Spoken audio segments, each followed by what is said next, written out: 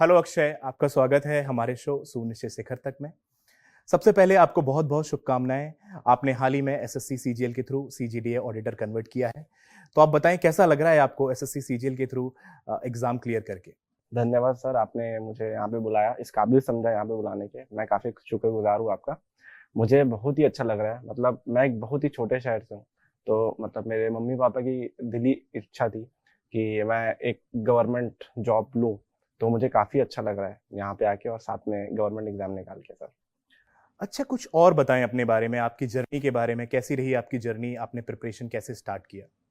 Sir journey तो मतलब बहुत ही अच्छी होती है, क्योंकि मतलब एक फेमस डायलॉग है कि मतलब आप प्रोसेस में ध्यान दीजिए, रिजल्ट अपने आप ही आ जाता है। तो मैं इस जर्नी को बहुत ही खूबसूरत मानता हूँ। अप्स एंड डाउन्स काफ़ी थे इस जर्नी में, बट बहुत ही प्यारी जर्नी थी। क्योंकि जब मैं चालू कर रहा था तो मेरे मन में काफ़ी सारे डिलेमा थे कि मैं कैसे चालू करूँ, बट टीचर्स के सहारे, मेरे पेरेंट्स के सहारे मतलब मुझे हिम्मत आई कि मुझे गवर्नमेंट जॉब में जाना चाहिए, क्योंकि एक छोटे शहर से हूँ मैं। तो बस मैंने चालू किया। अक्षय, ये बताइए कि आपका स्टार्टिंग एजुकेशन कैसे हुआ, फिर आपने कैसे सीजीएल की तैयारी में आप आए? सर मेरा जो एजुकेशन था वो बहुत ही नॉर्मल था। मतलब मैंने स्कूलिंग किया, फिर बी नॉर्मल बी किया। फिर उसके बाद मेरी जॉब लगी थी, आईटी जॉब लग ही जाती है, मतलब आप तो जानते ही हैं, ट्रक आता है कैंपस टाइप का, तो लग गया, मेरा जॉब लग गया। पर उसके बाद चीज़ें मतलब एक साल मैंने काम किया, बट चीज़ें उतनी स्मूथ नहीं थी। मुझे थोड़ा मतलब छोड़ना पड़ा अपनी जॉब को। फिर मेरी प्रिपरेशन मेन वहाँ से चालू हुई। काफ़ी टर्निंग पॉइंट था तो मेरे ये समय तो आपके लिए काफी कठिन रहा होगा जब आपने एक जॉब से ब्रेक लेके फिर विदाउट जॉब घर पर बैठ के प्रिपरेशन करना काफी मुश्किल रहा होगा आपके लिए। सर ये बहुत ही मुश्किल था और बहुत ही ज़्यादा टफ डिसीजन था, क्योंकि मेरी रिक्वायरमेंट जॉब में भी बहुत ज़्यादा थी। But at the same time, क्योंकि क्या कोविड का टाइम चल रहा था तब, तो कोविड के टाइम में मेरे मतलब घर वाले कोविड पॉजिटिव हो चुके थे। और मेरी जॉब में भी मुझे मतलब परमिशन नहीं मिल रही थी कि मैं ज़्यादा छुट्टी ले पाऊँ। तो मुझे ये डिसाइड करना था कि मैं जॉब में कंटिन्यू करूँ या अपने घर वालों को ध्यान दूँ। बट मेरी फर्स्ट प्रायोरिटी मेरी फैमिली है, और मैं इकलौता मेंबर हूँ जो ध्यान रख सकता है अपनी फैमिली का। तो मुझे जॉब को छोड़ना पड़ा। तो उसके बाद मैंने डिसाइड किया मैं जॉब छोड़ता हूँ। और वो जो टाइम पीरियड था 5-6 महीने का करीबन, मेरे घर में 4 मेंबर्स की डेथ हो गई थी।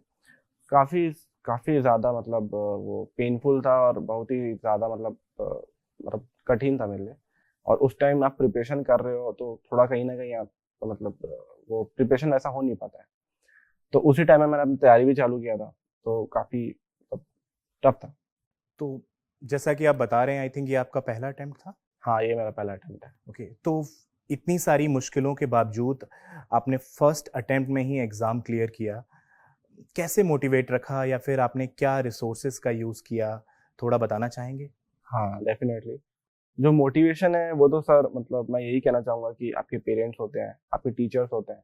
आप खुद हो नहीं सकते, क्योंकि इतनी ज़्यादा कठिन कभी कभी स्थितियाँ हो जाती है कि आप डिप्रेशन में भी चले जाते हो कहीं ना कहीं, मतलब घर में इतना कुछ हो रहा होता है। बट हाँ, मैं अपना मतलब बिल्कुल दिल से शुक्रिया अदा करना चाहता हूँ अपने पेरेंट्स का, अपने टीचर्स का, जो मुझे इस वक्त में काफ़ी ज़्यादा मतलब उनसे प्रेरणा मिली। और मैं काफ़ी ज़्यादा मोटिवेट रहा उस वक्त में, जिस वक्त में शायद मैं डिप्रेशन में जा सकता था। बट उस वक्त मतलब गाइडेंस से मैंने मतलब ये एग्ज़ाम निकाली। और मुझे याद है अच्छे से कि मतलब जो मेरे टीचर जैसा आप थे, तो ये मतलब हमेशा मुझे कहते थे कि अक्षय मतलब ये वक्त भी निकल जाएगा, आप अपनी प्रिपरेशन जारी रखिए। मतलब 1-2 मॉक्स आप 1-2 घंटा ही निकालिए। अब मुश्किल होता है, लेकिन आप 1-2 घंटा रेगुलर कीजिए, कभी ना कभी आप ट्रैक पे आ ही जाओगे। तो ऐसा था बस। इनिशियल डेज में तो आपको थोड़ा ज़्यादा पढ़ना पड़ा होगा, कुछ नंबर ऑफ आवर्स आपको ज़्यादा देने पड़े होंगे। हाँ, इनिशियल डेज जो मेरे थे, थोड़ी बहुत प्रिपरेशन में अपने जॉब में रहते हुए थोड़ा चालू कर लिया था। जहाँ पे मतलब मैं मैथमेटिक्स, इंग्लिश और अपना जो रीजनिंग था वो कर रहा था। और जीके के लिए मैं यूट्यूब की वीडियोस फॉलो करने तब से लग गया था, बट उतना ज़्यादा नहीं पढ़ता था मैं। 1-2 घंटा जॉब के साथ साथ हो जाता था। बट जब 5-6 महीने का जो वो पीरियड था, वहाँ पे जो मेरी पढ़ाई में ब्रेक भी आ गया था। उतना मैं पढ़ नहीं पा रहा था, क्योंकि मुझे हॉस्पिटल के चक्कर काटने पड़ते थे ज़्यादा से ज़्यादा। और ऐसा था कि मतलब एक साथ नहीं हुआ, सारा जो लिंक था 5-6 महीने का वो बहुत लंबा था। तो मतलब 15-20 दिन मैं इस मेंबर के साथ हूँ, उस मेंबर के साथ हूँ। तो थोड़ा वो पीरियड बहुत ही लंबा हो गया था। आपको पता ही होगा, आई थिंक अब तो सीजीएल टीयर 1 क्वालिफाइंग हो गया है। तो मेजोरली जो गेम रहेगा वो टीयर 2 का ही रहेगा। True true. तो टीयर 2 के लिए कोई स्ट्रेटजी जो आप बताना चाहें स्टूडेंट्स को? बिल्कुल, हमारे टाइम में मतलब टियर 2 200 मार्क्स ही होते थे इंग्लिश और मैथमेटिक्स। तो उसमें मतलब मैंने सबसे ज़्यादा फ़ोकस किया था इंग्लिश के लिए और साथ में लेकिन हमेशा से मैं एक ही बात कहना चाहूँगा अपने जितने भी मेरे एस्पिरेंट्स हैं उनको कि मॉक टेस्ट का बहुत बड़ा रोल रहता है। आप अपनी प्रिपरेशन कीजिए, आप जितना पढ़ना है पढ़िए, बट मॉक टेस्ट हमेशा रेगुलरली लगाइए क्योंकि मॉक टेस्ट में आप क्या होता है कि आप 2 घंटे के वक़्त में आप 200 क्वेश्चन बना लेते हैं।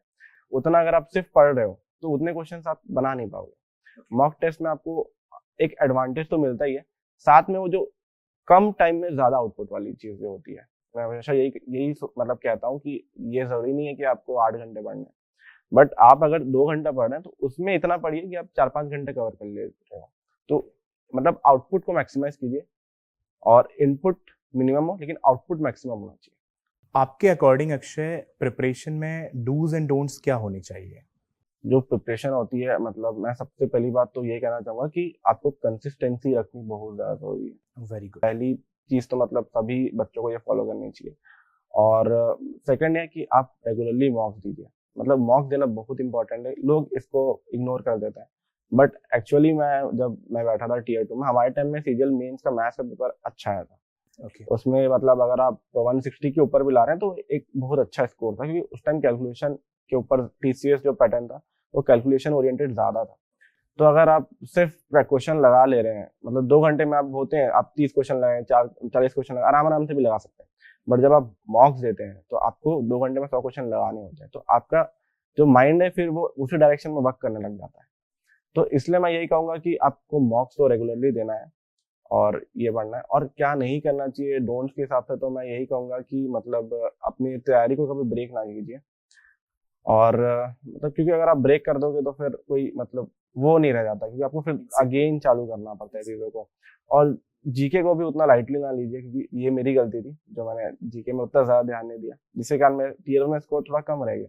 अभी तो वेटेज और बढ़ गया है जीके का। हाँ, और अब तो वेटेज इतना ज़्यादा हो गया कि अब तो मेंस में भी जीके आ ही रहा है। तो जीके को आप रेगुलरली पढ़िए और रीजनिंग को भी अब तो पढ़ना ही है क्योंकि वो भी मेंस में आ रहा है।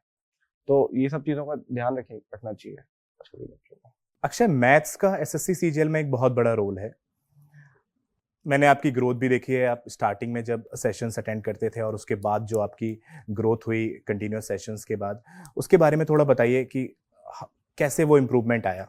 जी सर, मुझे अच्छे से याद है जब मैं स्टार्टिंग में आया था, क्योंकि आप कॉलेज छोड़ दिए होते हो, फिर एक साल काम नहीं कर लिए, बहुत बड़ा ड्रास्टिक गैप आ जाता है आपके एजुकेशन में। तो मुझे अच्छे से याद है कि मैं बहुत बेसिक में भी काफ़ी ज़्यादा फंबल किया करता था तब। और आप क्वेश्चन देते थे, मैं क्लास में आता था बट मैं स्ट्रगल करता था काफ़ी, मतलब क्वेश्चन लोग सॉल्व कर देते थे। मैं हमेशा आपसे पूछता भी रहता था कि मतलब मैं अपनी स्पीड कैसे इंप्रूव करूँ, सर ये नहीं आ रहा। ज्योमेट्री में दिक्कतें ज़्यादा आ जाती थी, मतलब एडवांस मैथमेटिक्स का सेक्शन अलग ही हो जाता है एसएससी में, तो वहाँ पे दिक्कतें बहुत ज़्यादा आती थी। तो मतलब धीरे-धीरे जैसे आपके गाइडेंस है, आप कुछ क्वेश्चंस मुझे दिया करते थे, आप कहते थे कि इसे मतलब नेक्स्ट क्लास में लेके कुछ होमवर्क्स आप दिया करते थे। तो वो उसका सब मिला के मुझे लगा कि थोड़ा बहुत मुझे दिखने लगा कि थोड़ा इम्प्रूवमेंट आ रहा है। फिर साथ में मॉक्स तो मतलब हम देते ही थे। मॉक्स देते पहले मतलब मुझे अच्छे से याद है, जब मैं मेंस का पहला मैथ्स का मॉक्स दिया था तो मेरा 60-70 कुछ आया था 200 में, जो कि बहुत ही खराब स्कोर था। मतलब मुझे तब डाउट भी होने लग गया था कि मैं ये एसएससी एग्जाम के लिए बनाऊंगी नहीं। बट आपका गाइडेंस, आपके क्वेश्चंस और आप मतलब हमेशा कहते थे कि नहीं अक्षय ये वक्त भी चले जाएगा। तो धीरे-धीरे करते-करते, क्योंकि आपके जो क्वेश्चंस थे वो काफ़ी ज़्यादा एग्जाम को एकदम मैच कर रहे थे। मैंने ये चीज़ देखा, मैंने मेंस में भी देखा, जो क्वेश्चन सेट आप ले आया करते थे हमारे लिए, वो काफ़ी ज़्यादा मतलब टू द पॉइंट होते थे।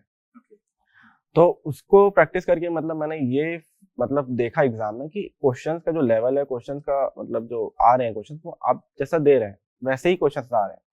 तो उससे मैंने देखा कि 5-6 महीने में मेरा काफ़ी ज़्यादा इम्प्रूवमेंट आया। मेरे मार्क्स भी पहले 120, 130, 140, फिर 170, 180 तक भी जाने लगे। What a huge growth! मतलब आप हाँ, सीधे 80 से हाँ, 180 तक। 180 तक भी आए। और मतलब 2020 सीजीएल में मेरे मेंस में 175 है, जो कि अच्छा स्कोर है उस पेपर के हिसाब से। डेफिनेटली बहुत तो अच्छा स्कोर मतलब है। काफ़ी ज़्यादा मतलब इम्प्रूवमेंट दिखा मुझे ये सब चीज़ करके।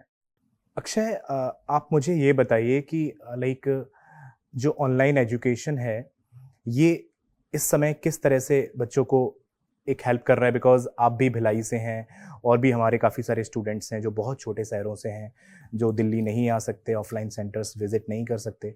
ऑनलाइन एजुकेशन उनको किस तरह से वो बेस्ट यूज़ करें ऑनलाइन एजुकेशन का? ये ऑनलाइन एजुकेशन तो अब मतलब सच में बहुत ही ज़्यादा हेल्पफुल रहा है, खासतौर पे आप पैंडेमिक एरा की बात कर रहे हो तो, क्योंकि अब पैंडेमिक में आपको मतलब ट्रैवल करना तो वैसे ही मतलब नहीं हो पाता, और कोविड के टाइम में मतलब इतना अच्छा टेक्नोलॉजी का यूज़ हो रहा है हमारे इंडिया में, मतलब ये तो बहुत अच्छी बात है। मतलब और सबसे अच्छी बात ये होती है कि जब आप छोटे शहर से होते हो तो वहां पे तो आसपास आपके कोई मतलब कोचिंग सेंटर्स होते नहीं है, बट अगर मतलब आप घर पे रह के वहीं पे रह के इतनी अच्छी फैकल्टी से पढ़ पाए, उससे अच्छा और क्या ही हो सकता है। इसलिए आपने देखा होगा कि अभी का जो कंपटीशन है वो अलग ही लेवल में चल रहा है, थोड़ा इंक्रीज हुआ है। तो ये ऑनलाइन की ही देन है। सब लोग, सब बच्चे गांव में बैठ के भी, मैं खुद ही मतलब मैं तो अपने आप को बहुत ब्लेस्ड समझता हूँ कि मैं आप जैसी फैकल्टी से पढ़ पाया, क्योंकि हमारे वहाँ पे ऐसा कोई साधन है नहीं, हम नहीं पढ़ सकते, और वो भी इतने रीजनेबल अमाउंट में। एग्जाम भी कितना अच्छा है, मतलब इतनी कम रेट में, अफोर्डेबल अमाउंट में बच्चों को दे रहा है शिक्षा, तो मतलब इससे अच्छा और क्या ही हो सकता है। जी, मतलब जो चीज़ पहले आपको यहाँ आके रहना पड़ता था, दिल्ली आके हाँ, बहुत सारी चीज़ें होती थी, वो कॉस्ट काफ़ी सिंप्लीफाई हो गया है अब। ट्रू। जी, तो बहुत-बहुत शुभकामनाएँ अक्षय आपको। बहुत अच्छा लगा आपसे बात करके, और आगे के आपके फ्यूचर के लिए भी आपको बहुत सारी शुभकामनाएँ। आई होप आप यहाँ से और भी ज़्यादा अचीव करेंगे और भी बड़ी सफलताएँ आप प्राप्त करेंगे, और फिर से आपसे मिलना होगा। Take care of yourself Akshay. Thank you sir.